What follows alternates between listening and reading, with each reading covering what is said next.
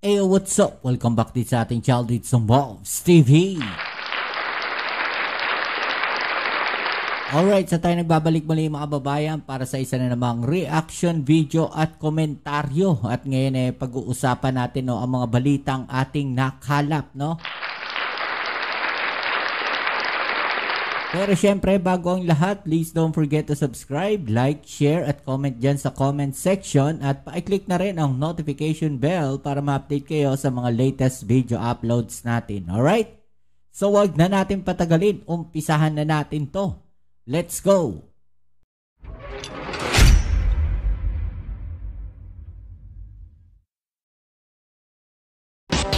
Nanindigan ng House Prosecution Panel na dapat matuloy ang impeachment trial ni Vice President Sara Duterte at kabilang sa ipinuto ng prosekusyon ang maliraw na intindi ng depensa sa isang desisyon ng Korte Suprema. Saksi, si Tina Pangiliban Perez. Tinanggap ngayong hapon ng Senate Impeachment Court ang submission ng House Prosecution Panel. Tugon nila ito sa sagot ni Vice President Sara Duterte sa summons ng Senate Impeachment Court. Dito idiniin ng prosekusyon na dapat tanggihan ng korte ang hiling ni Duterte na i-dismiss ang kaso ng walang paglilitis. Kailangan daw isagawa ang paglilitis para mapagtibay ang hustisya, panindigan ng mga prinsipyo ng demokrasya at idiin na walang nakatataas sa batas anuman ang kanyang katungkulan. Hanggang ngayon walang paliwanag. Nasa impeachment na tayo, nag-file ng answer, wala pa ring paliwanag. Lato tayo nanghuhula pa rin. Tinuring niya yung articles na scrap of paper, yun ang scrap of paper. Walang, yung sinagot niya, walang halaga. It's a sign of no defense. Kasi kung may depensa on the facts, gaya ng sinabi ko, hindi general denial, specific denial. Hindi totoo sapagkat ito ang totoo. Wala nun eh. Sa sinabi ni Duterte na wala na raw hawak na articles of impeachment ang Senate Impeachment Court dahil binalik ito sa Kamara. Maliho ito. Nung sinerve po yung summons na yung articles of impeachment na natanggap naman niya and sinagot niya. Nag-issue ng order ang impeachment court na they are not dismissing or terminating the proceedings. So, buhay na buhay ang articles of impeachment. Pinabulaanan din ng prosekusyon ang sinabi ng bise na lumabag ang articles of impeachment sa constitutional provision na nagbabawal sa pag-initiate ng mahigit isang reklamo sa isang opisyal sa loob ng isang taon. Yun hong Secretary General, nung tinanggap niya ito, inipon muna niya yung mga ibang complaints. Ang iniiwasan ho, ayon sa Supreme Court, merong isa yung mauunang mag-file na flimsy o walang kabuluhan just to bar other legitimate impeachment complaints. Kinontra rin ng House Prosecution Panel ang sinabi ng bise na hindi pwedeng tumawid ang impeachment proceedings mula sa 19th Congress patungo sa 20th Congress. Maliraw ang intindi ng depensa sa tinukoy nitong kasong Balag versus Senate of the Philippines. Sabi ng prosekusyon, malinaw raw na sinabi ng Korte Suprema na ang Senado ay isang continuing institution at hindi ito nabubuwag sa kada eleksyon. Sa sinabi naman ng kampo ng bise na walang statements of ultimate facts, sagot ng prosekusyon, may bago na ho ngayong rules, yung 2019 amendments. Ngayon ho, ang requirement na ultimate facts and evidentiary matters. So nagko-code siya ng rule of procedure na paso na. Kaya ang hiling ng prosekusyon sa korte, simulan na ang paglilitis. I-convict ang bise, iutos ang pagtatanggal sa kanya sa pwesto at patawa ng habang buhay na disqualification sa paghawak ng anumang public office. Ayon sa House Prosecution Panel, tiwala sila sa proseso ng impeachment at tiwala sila na tutupad ang senator judges sa kanilang tungkulin ng naaayon sa konstitusyon. Binigyan din ng House Prosecution Panel ng kopya ang kampo ng bise.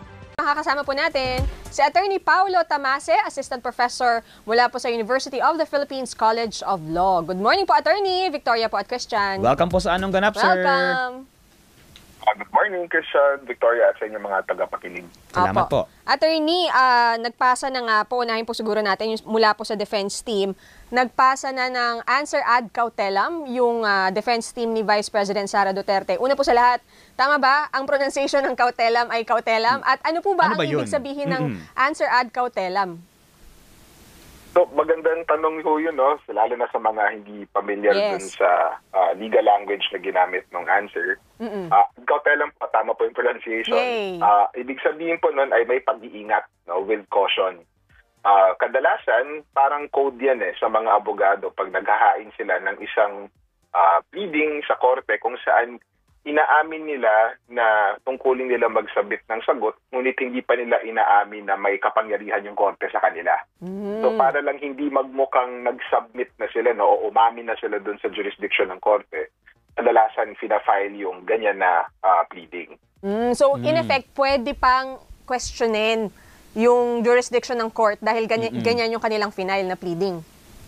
Yun yung malinaw na balak nila. So, kung bubusisiin nyo yung answer, nakasulat din kasi doon sa unang paragraph nila, unang talata nung sagot nila na parang hindi nila binibitawan yung mga maaari nilang iakyat na objection doon sa jurisdiction o kapangyarihan ng Senado. Okay. And sir, doon din sa first page, nakalagay na agad na pinapa-dismiss ng defense team yung impeachment complaint dahil void ab initio, wala raw pong bisa from the beginning dahil doon sa 1-year bar rule. Dahil merong, in effect, 4 na impeachment complaints na isinampa kay VP sa House, pero inupuan di umano yung 3 at yung 4th lang yung kanilang ginamit. Ano po ang take nyo dito?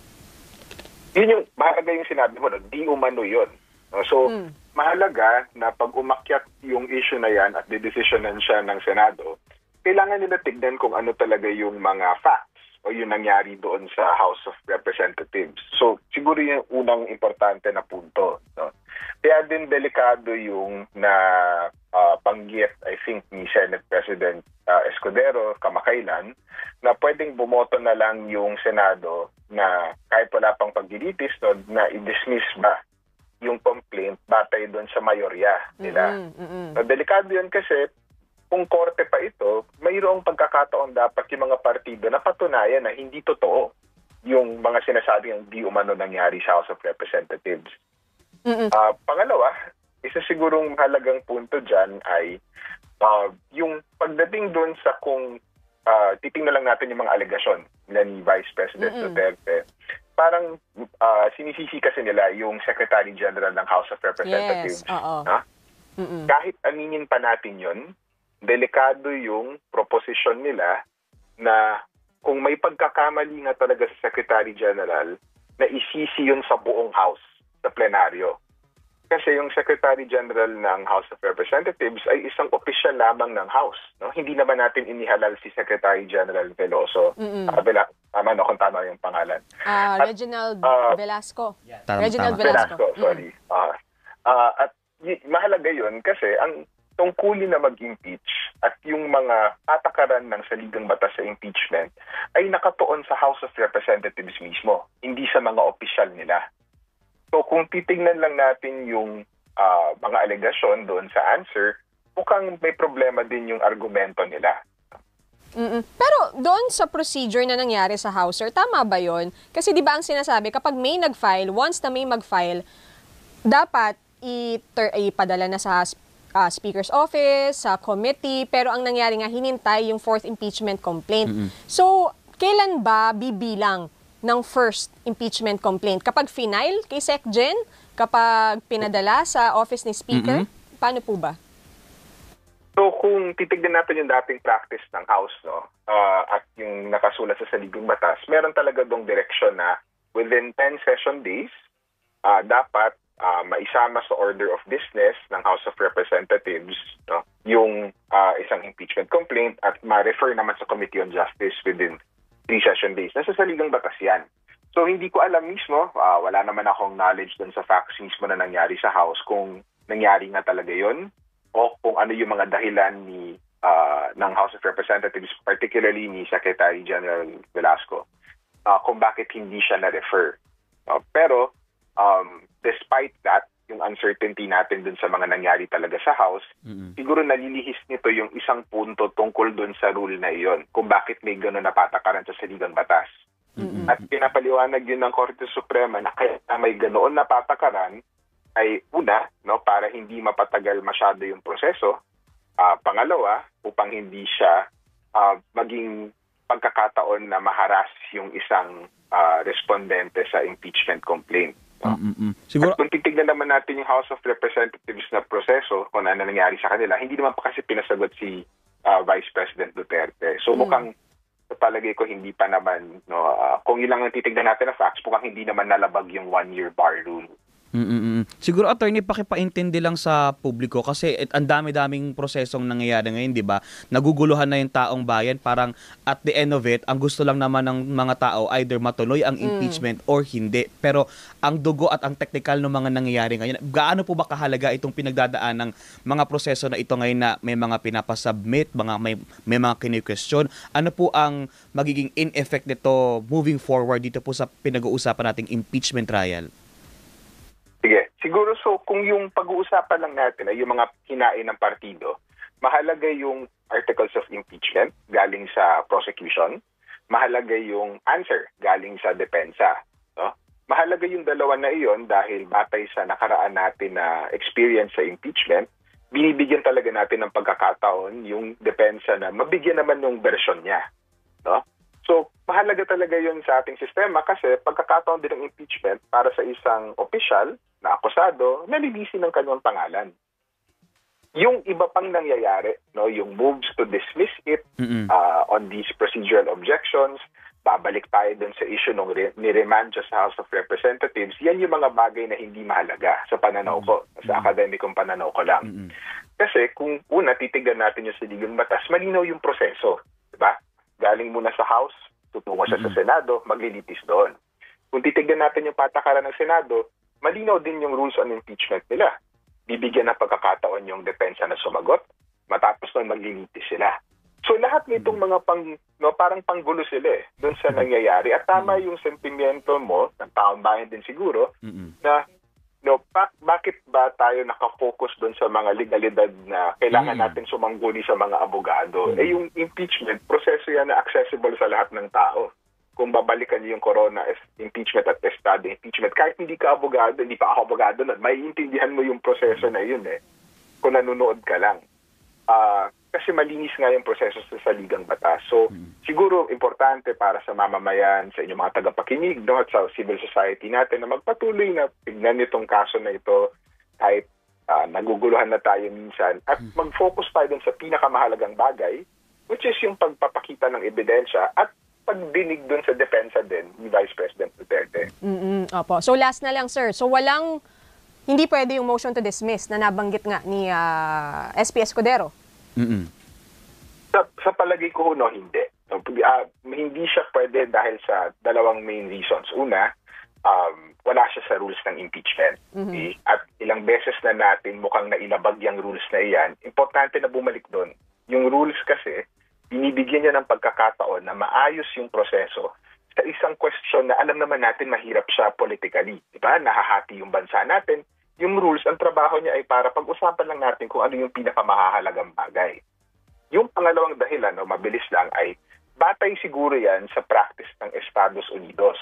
Kasi mayroon nga naman talagang pagkakataon sa kanila kung saan pinagbotohan ng Senado nila kung i-dismiss yung complaint ng wala pang paglilitis. Yung pinaka-recent was yung impeachment trial ni Secretary Mayorkas. Hindi natin sinusunod ng perpekto yung proseso ng Estados Unidos. May sarili tayong saligang batas, may sarili na tayong proseso ng impeachment. At batay dun sa dalawang nakaraan natin na paglilitis kay Chief Justice Corona at kay President Estrada, mas mahalaga sa taong bayan natin, hindi yung boto na politikal, but yung pagpapakita ng ebidensya at pagdedesisyon batay dun sa ebidensya. Sa proseso ng Estados Unidos, pwede kasi silang bumoto na hindi nakikita ng lahat ng taong bayan yung ebidensya. Pero sa atin, nag-develop yung practice natin na yung taong bayan mismo dapat may role dito, nakikita nila yan. So kung babasahin natin yung saligang batas natin at titignan natin yung impeachment mula sa lente ng pananagutan, dapat sundin natin yung proseso na makapaglalabas ng ebidensya. Hindi yung nalilihis tayo mula doon sa pagkakataon na makita kung ano yung katotohanan. Naku, Attorney, bitin po kami. Pasensya na. Sana po makuha po namin kayo sa susunod na pagkakataon. Thank you very much po sa inyong insights po, Attorney. Salamat, Attorney. Next time po Sige ulit. Opo, magandang umaga po sa inyo. Magandang umaga po. Ayan po si Attorney Paulo Tamase na may magagandang points about the impeachment. Yes. Assistant Professor po mula po sa UP ulitin College of Law. Nilinaw ng bansang Australia na hindi pa ito sumasang-ayon na kupkupin si dating Pangulong Rodrigo Duterte sakaling bigyan ito ng interim release ng International Criminal Court. Hindi raw nila kinokonsidera ito. Ito ay kasunod ng paglalahad ng anak na si Vice President Sara Duterte ng Australia, ang isa sa tinitignan nilang bansang maaring pagdalhan sa ama. Nakatutok si Darlene Kai. Si Vice President Sara Duterte mismo ang nagsabi ang bansang Australia ang isa sa tinitignan nilang lugar na maaaring kumupkop sa amang si dating Pangulong Rodrigo Duterte sakaling pagbigyan ng International Criminal Court ang hiling nitong interim release. Australia is in the list of countries that are considered by the lawyers, but I am not here for the interim release, not for this visit. Thank you. Kagagaling lang doon ng bise noong isang linggo at humingi pero nabigong makapulong si Australian Foreign Affairs Minister Penny Wong. Ngayon, paglilinaw mula sa pamahalaan ng Australia, hindi pa raw sila pumapayag na tanggapin ang dating Pangulo kung mabigyan ito ng interim release. Hindi rin daw nila ito kinokonsidera ngayon. Para mabigyan ng interim release ang isang nakadetain sa ICC, kailangan signatory sa Rome Statute ang pagdadalhang bansa gaya ng Australia. At dapat payag itong tanggapin ang suspect. Noong Pangulo pa si Duterte taong 2017, inirekomenda na ng Australia na paimbestigahan ng mga umano'y extrajudicial killings o EJ case sa ilalim ng Administrasyong Duterte. Yan ang mga insidenteng bahagi ngayon ng kasong kinakaharap niya sa ICC. Noong 2018, inaresto at saka pinalaya sa bansa ang Australianong si Sister Patricia Fox dahil sa pagkakasangkot umano sa isang protesta. Paliwanag ni Fox, hindi rally kung hindi press conference ang kanyang pinuntahan. 2016 naman ang mag-viral ang sinabi ng alkalde noong si Duterte tungkol sa isang Australianang ginahasa at pinatay sa Davao City noong 1989. Nagalit ako kasi ni-rape? Oo, isa rin yun. Pero napakaganda. Dapat ang mayor muna ang mauna. Humingi ng tawad kalaunan si Duterte para sa mga sinabi niya. Sa petisyon ng kampo ni Duterte para sa interim release, may binanggit na bansa pero redacted ito o nakatakip sa bersyong inilabas sa publiko dahil ito raw ay confidential.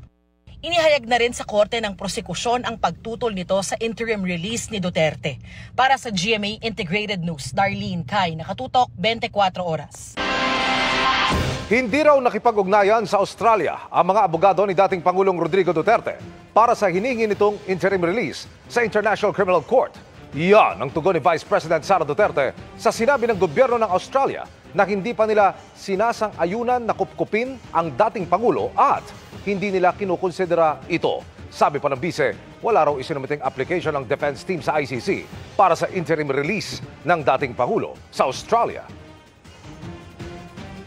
I'd like to clarify that the defense team of President Duterte never reached out to the Australian government to discuss about his interim release. There is no application of former President Duterte for interim release in Australia. Ang na-mention ko lang naman sa previous interviews ko is that merong list of countries na sinulat ang defense team ni dating Pangulong Rodrigo Duterte kung saan nila iniisip na pwedeng mag-apply ng interim release.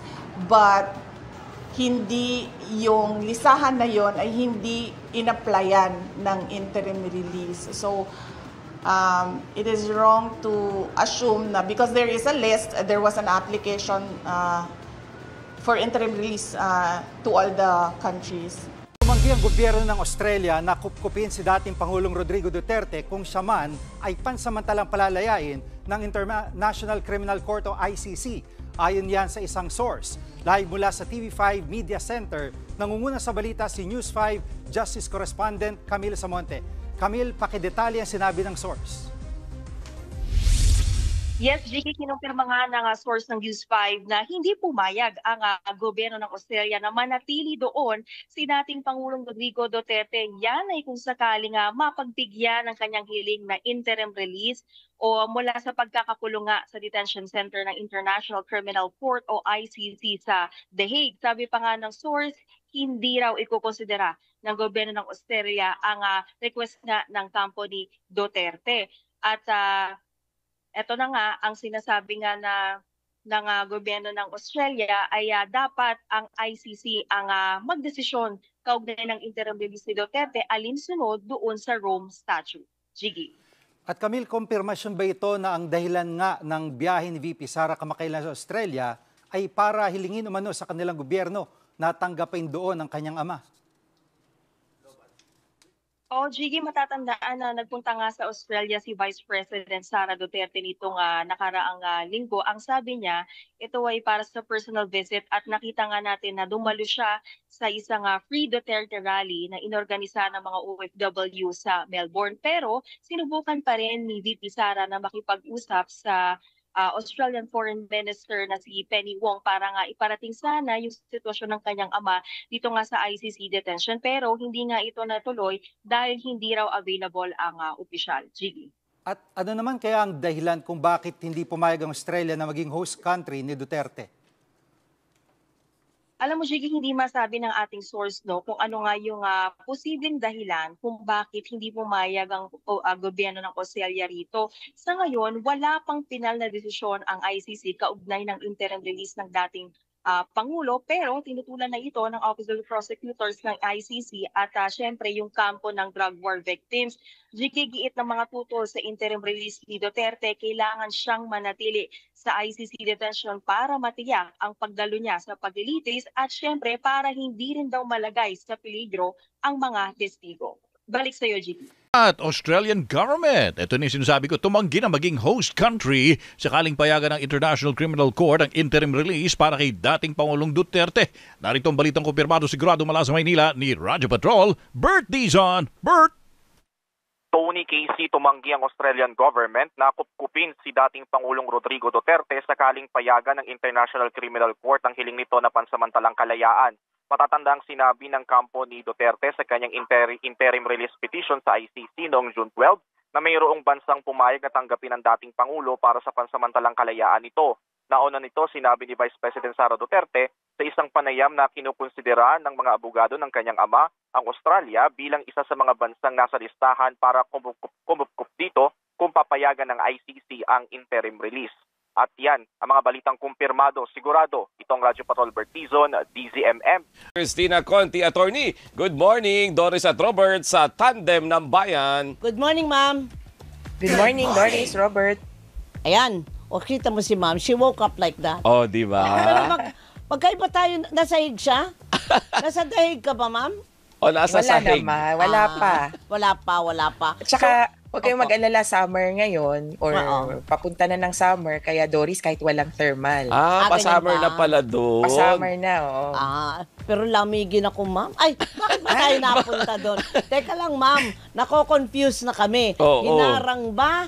Or hinihiling na ibasura? Or wala lang, hindi na kayo makikialam doon sa hirit, apila, sa hirit na interim release ng dating Pangulo Duterte. So mula sa kwento niyong aberya sa tren, ito aberya doon sa request ni Rodrigo Duterte na mapalaya pansamantala. Ito yung tinatawag nilang interim release. Sabi kasi ng defense nung ni Duterte na okay na to, areglado na to. Sabi ng prosecution hindi siya mag-o-oppose. Meron na ding bansa na pupuntahan. Pero ngayon parang medyo gumuguho yan dahil kagabi, actually nung Monday pala ito, nag-file yung prosecution ng opposition o kumbaga pagkontra doon sa paglaya ni Duterte. Unahin ko na yung, sabik ba talaga nila? Umoo ba sila noon? Oo nga. Ang intindihan yata ay, nag-usap kami, oo, pero hindi kami nagsara. At sabi ng prosecutor, meron kaming pinag-usapan na bansa. Okay. At saka syempre, ang importante kasi yung kondisyones. Pag pinapunta ka ba doon, paano kanila itatrato? Paano ka pababalikin sa korte? Paano tayo sa September? So sabi ni prosecutor, nung nag-usap tayo, ganitong bansa. Nung nag-apply ka, ibang bansa. So nawala yon doon sa, kumbaga, naka-order na sana na okay na yung bansa, okay na rin yung prosecutor. So may pag-asa pala noon. Parang ang tansya ko noon na parang mapapaisip ka dahil hindi tatanggi o hindi ko kontra yung prosecutor. Yun nga Tapos may bansa na napupuntahan. Parang okay na, arranged na. Ganun yung tono noon. Ngayon, na-kontra na sila, sabi ng prosecutor, hindi naman ganyan ang usapan namin. Tapos, sa kalakhan pa sa diskusyon ng prosecutor, parang madadamak mo pa na parang hindi naman ito papayag in the first place. Ang punto kasi, ang interim release ay kumaga karapatan kung sino mang detenido. Kung, eto na, so sabi nila 3 bahagi yan. Una, kung ikaw ay mag-a-appear sa court on time at kung kailan kailangan. Pangalawa, kung hindi makaka-endanger, hindi ka makaka-obstruct doon sa proceedings, doon sa trial. And then pangatlo, kung hindi ka magagawa ng krimen o hindi mo ipagpapatuloy yung ginagawa mo dati. Yan yung parang 3 key points. Sabi ng prosecutor, sa 3 puntong yan, may dahilan kami para sabihin hindi dapat payagan si Duterte. Pumasok na lahat. Maski nga yung mga sinasabi ni Duterte, yung pagkapanalo niya, maski nga yung ginawa ni Hanilet Avancenia nung huhulihin siya yung pamumukpok na daw. pag-upak dun sa pulis, binanggit ng ICC, ng prosecutor. Sabi nila, sa ganitong sitwasyon, mukhang ito ay tipong aalis tapos hindi na babalik. Kaya sabi nila, punot dulo, hindi kami pabor sa interim release ni Duterte. So kailan natin inaasahan, attorney, yung magiging desisyon dito? Kung papayagan ba, papabor ba sa kanya, or papanig doon sa prosecution na, parang may punto nga naman sila? Una, inaabangan namin sana yung parang order ng pre-trial chamber ng mga judges na, mag-comment kayo. Wala pang ganun. At inuna na ng prosecutor yung kumbaga comment nila, bago pa, kasi last week pa silang tinatanong yung 13 pa mismo, na parang, totoo ba to na pumayag ka? Ngayon, final nila kahit wala pang malinaw na order. Pero, ang tingin ko, within the next few weeks, this week or next week, pagpapasyahan na ito. Ang naging medyo aberya, pero hindi ko ding masabing aberya, dapat pinagplanuhan. Ang judges kasi ay nagkaroon ng annual retreat sa Nuremberg. Yung Nuremberg, doon yung unang-unang parang International Criminal Tribunal, trial ng mga pumatay or ng mga war criminals nung panahon ng World War II. At malaking punto kasi sabi nga ni Duterte, di ba, pinsan siya ni Hitler. Kaya nga. Malaking punto yon na pagbabalik tanaw ng ICC dun sa pinanggalingan niya. Kaya hindi ko masabing bakasyon Parang retreat. Na parang ano ba talagang ginagawa natin sa buhay natin. At ngayong reinvigorated sila, mukhang back to business na sila this week. Akala ko nga nung Monday, mag-i-issue na sila. Pero ngayon, bumisita pa yung Vice President ng isang bansa. Palagay ko may konti lang na admin work bago sila bumalik in business. Pero this week, next week, posibleng magkaroon ng pagpapasya. Pero yung ganyang klaseng mga aberya, hindi naman makaka-apekto dun sa schedule na mangyayari sa September 23. Correct. Wala pang indikasyon na maa-atras yung September 23. Tapos may isa pang deadline bago no na importante, July 1. Ito na yung ending, katapusan na ng disclosure requirement. Or ito yung disclosure or discovery process sa pagitan ng defense at saka ng prosecution. Ano bang ebidensya mo? So, imagine ahead of time, July, August, September, 2 months ahead of time ng hearing, dapat napakita mo na yung ebidensya mo. Kaya ganun kahanda. Dapat ang both parties. Sabi ni prosecutor, on track siya na maisubmit ang lahat by July 1. Sa July 4, i-release ng prosecutor yung final, kumbaga, na version ng kanyang charges. At itong charges, ito yung parang information sa atin, yung parang Correct. sakdal. Therefore, you on ganitong date, lawfully, feloniously, unlawfully killed. Yan. So itong information or yung charges or document containing the charges. Ako, mahilig din sila sa acronym. Okay. Pag sinabing DCC. So DCC, ito yon, parang information. The document containing the charges will be released on July 4. So July 1, ebidensya, tapos na. Ending na ng period. July 4, ano ang kaso laban kay Duterte. Okay. Kailan yung listahan ng mga, ito ang mga iharap ko na witnesses? Posibleng doon na yon sa September. Ayun. Pero pagharap. sa ngayon, may palitan na sila. Sa September natin malalaman, pero sa ngayon, nagpapalitan na sila. At nung nauna ng disclosure ng prosecution, sabi nga nila 2 at least ang ipepresent nilang witness sa September. Yun yung live. Pero kalaunan sa trial, may pwede pa silang i-disclose na mga pangalan. Okay. So, abang-abang na naman tayo, partner Robert. No? Sige po. Attorney Conti, lagi na lamang kami natutuwa at kami ay sinasagot mo. At natututo tayo sa tamang impormasyon. Correct. Hindi nakaka-confuse. Diba? Maraming salamat po. Balitang kumpirmado, sigurado, subscribe na sa DZMM Teleradyo YouTube channel. Kapamilya,